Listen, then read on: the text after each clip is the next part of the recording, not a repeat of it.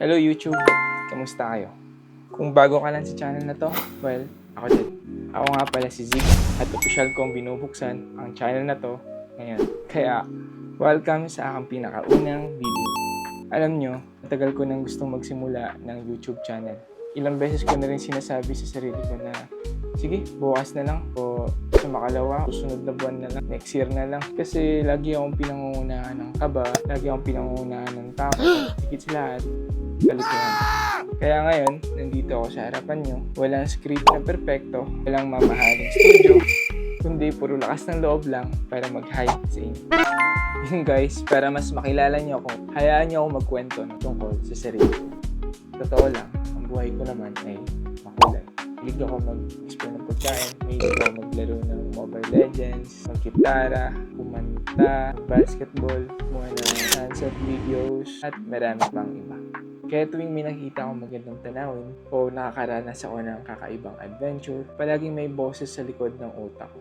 May nagsasabing, sana may share ko to sa mundo.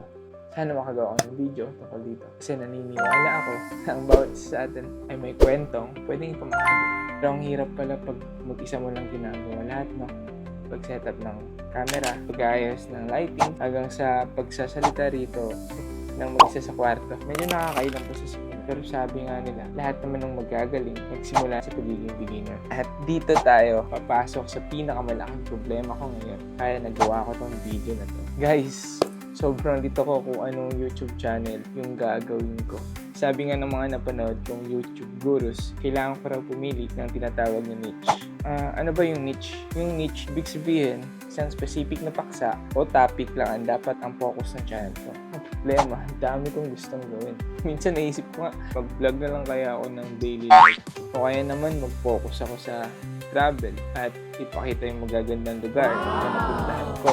Baka naman mas gusto niyo yung kwentuhan, mga tips tungkol sa buhay o pagtitipid o pag-aaral.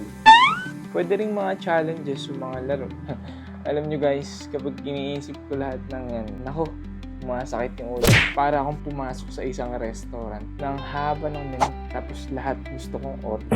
Natatakot din ako gumawa ng video sa isang bagay, tapos wala namang manonood. O kaya gumawa ako ng content, tapos hindi niya naman magugustuhan. Kaya naman, napagdesisyonan ko na hindi ko kaya itong gawin mag-isa. Kailangan ko ang tulong niyo. Ikaw na nanonood ngayon, ikaw ang magiging director ng channel na ito para sa mga susunod nating videos. Ayun guys, gusto kong hingin ng pabor. Mangyaring mag-comment down below and sabihin nyo sa akin kung anong klaseng video ang gusto nyong makita sa susunod na linggo. G na G tayo dyan. I-comment nyo lang sa ibaba ang inyong mga ideya at mga suggestions o kahit anong haman. Babasahin ko ang bawat isa sa mga yan. At kung anong ideya ang pinakamaraming likes o pinakamaganda, yun ang gagawin natin sa susunod na video. Ituturing ko itong isang malaking challenge para sa sarili ko para lumabas sa aking comfort zone. Kaya, let's go!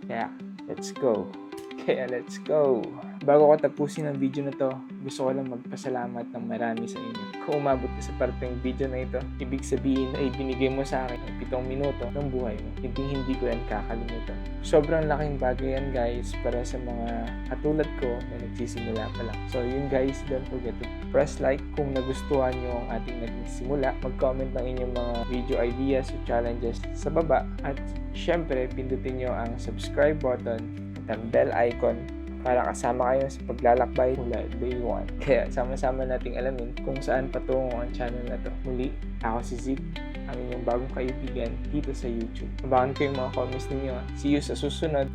Ingat!